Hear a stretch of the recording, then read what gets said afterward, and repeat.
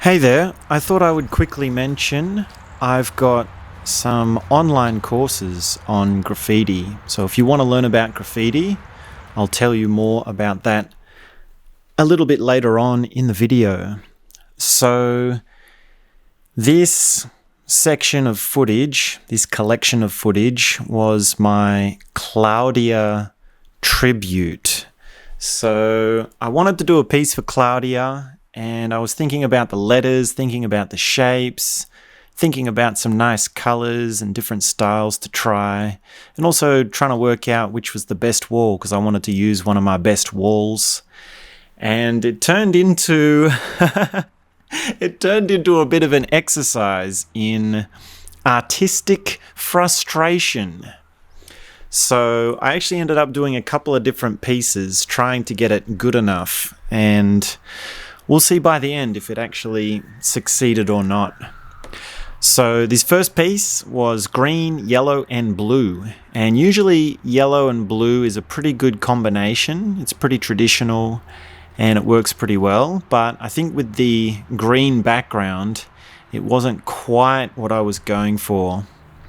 And then I also had this saying, which was sort of in the piece, which is, "Together we can break the heart open." So that was an extra detail, and that also didn't quite work because I spelt some of the words wrong and it was not really balanced right, and it just wasn't working the way I wanted it to. And then before I could even finish this piece, I ran out of blue, and I was like, damn, why does this happen? It doesn't even normally take this much. And I realized that I was using a different brand. So normally I use Blackline, and 2 tins is enough for outline on a piece this size, but this time I was using Loop and it ran out. So serves you right for using a brand of paint that you're not used to. So I didn't really finish this piece. I just did the white key line and sort of gave up and decided I would have to try and do a better piece somewhere else. And I did sort of come back to this wall later on and do something else, but it was such a slog. It was just such a repetition of trying to get it good enough and then just being so disappointed. Right? The balance, the shape, the impact, it's just nowhere near the standard that I'm used to. So, yeah, when you do a piece for someone, you really want it to be good, and it's letters you're not used to, which is always tricky. So I tried again at a different spot, and I actually did a double piece. So it's the same wall, but I did 2 sides of it, rolled it up with a nice dark grey, and then did some SketchUp in black. And they were actually the same color scheme, which was a kind of Nappies, Neptune, ultramarine, Atlantis kind of green. So same color scheme for both pieces, but different structural processes. So this second one here is more like a bubble letter, and the first one is more of a smoky style with different layers. And I did like the layers. I thought they were pretty good, but what I didn't like was how there weren't quite enough mid colors. So when you do a scale piece and it's all basically just one color but multiple gradations, you need to have a certain amount that is in the mid-range. Whereas with these, it's sort of like there's a lot of white and there's a lot of the bright, and then there's a lot of the dark grey roller, and a lot of black, but there's nothing in that middle section. There's nothing in that middle range. And I didn't really quite respond good enough because I could have mixed some more. I could have actually turned it a little bit more into a mid, but it just wasn't quite working for me. And then the shape one that's just here with the sort of square things was meant to have a rhythm to it, and then the outline was meant to go over the top, and it was meant to be a thick, bold outline, but that also didn't quite work. So yeah, and this one's got a lot of dots on it. It's also pretty good to have multiple layers with smoky styles and dots.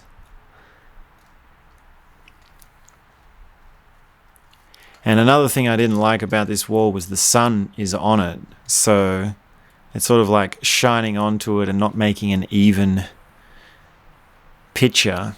So yeah, and I actually ended up not even getting pictures of this piece because I had to leave and head off and never got a chance to go back at a time of day when the sun wasn't on it. So it's pretty hard to fit the piece into the camera with good lighting and to see how it really balances, particularly with that problem of not having enough mids. And I was sort of starting to get more comfortable with how the space between the letters works, like CLAUDIA. They're sort of awkward to fit together, right? The space between the A and the U, it's like the U is sort of pushing into the A, so the A is like slanted a bit. So I was starting to feel with these two that I actually was getting more of a handle on how they fit together.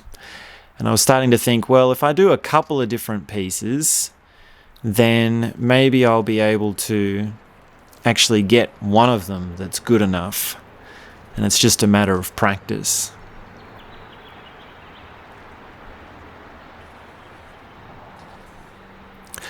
So I went back to that other spot and I'd already rolled over that yellow and blue piece and tried to do something with the lollipop and the white outline. And I had not even wanted to continue that piece. I wanted to just finish it and just give up altogether. So I thought, well, I came all the way down here, so I'll drop a nice tag up high. So I've got 3 milk crates plus a tin of paint to stand on to do a Claudia tag up really high, and I'll put the year on it. So at least something is there that will last a long time. And the funny thing about doing these tags up so high is you sort of get into it, get into a flow, and then I sometimes forget like how high it is, and then I go to step off and like fall. So I've done that so many times in my graffiti career. I'm just like, oh, please remember, don't fall. Just remember it is so high. So 3 milk crates is pretty big, right? And it's not very stable, it's pretty wobbly. So at least that's a tag for Claudia. I did do some other tags as well. So by this time, I was like praying that I was getting good enough at these letters to do a decent piece. And this is like the 4th or 5th piece I'd done with Claudia letters. So I was hoping to bring it all together into something that is good enough. And I was making sure I was using some nice tins and some nice brands of paint. So this one I doubled up or tripled up on a lot of the letters. So it's like C, C, C, L, L, L, L, A, U, U, D, D, I, A, A.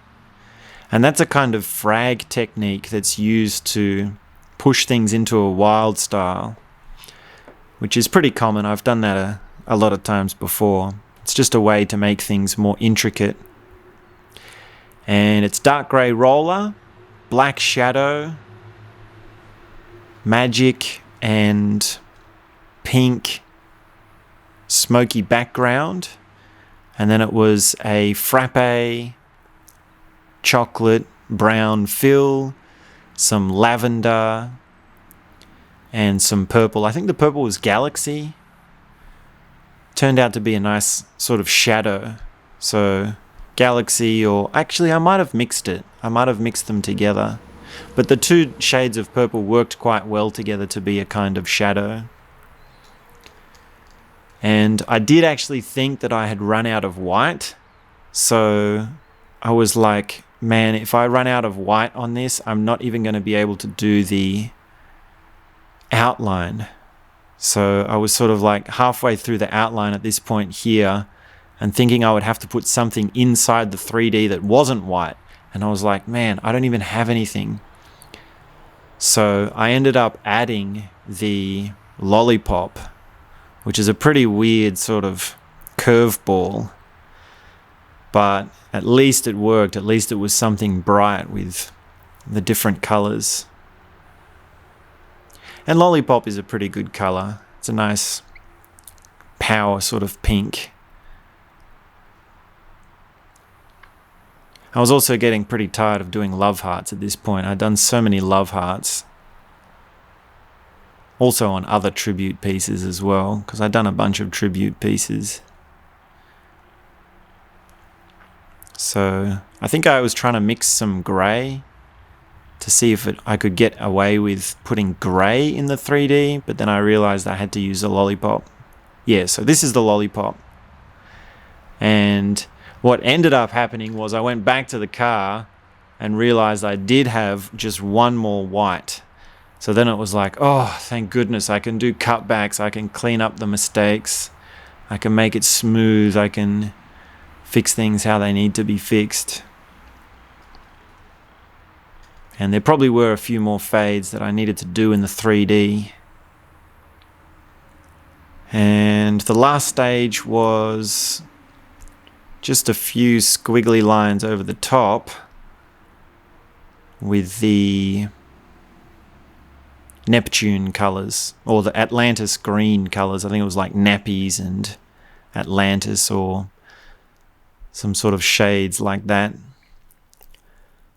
So yeah, that just adds another layer of complexity.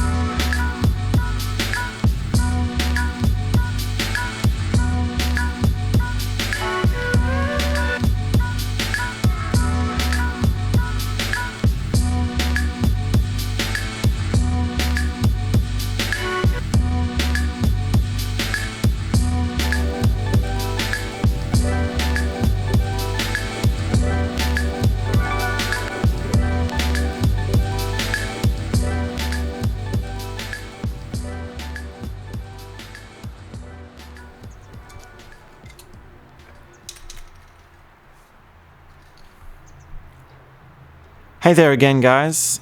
I wanted to mention, as I was saying at the start of this video, I've actually got online courses on graffiti, so you can learn graffiti from me online. I've got 3 courses. One is the beginner course, so if you know nothing about graffiti, it takes you through all the basics, what caps to use, the brands of paint, how to make shapes, how to make letters, where to paint, how to do tags, all of that. And then another is an advanced course, which goes into how to mix paint, how to do extended techniques, frag style, glitch style, wild style, all those sort of things. And then I just released a new course, which is the Ultimate Graffiti course with Delm. So there will be a link in the description of this video or somewhere in the comments. You can go ahead and check it out. It's on Udemy, which is a great platform. You go through at your own pace. It's all exclusive content. There's heaps of explanations, exercises, and all sorts of things that you can do to make your graffiti look really good and kick ass. So follow the link in the description of these videos, and I'll check you out in the course. Thanks for tuning in.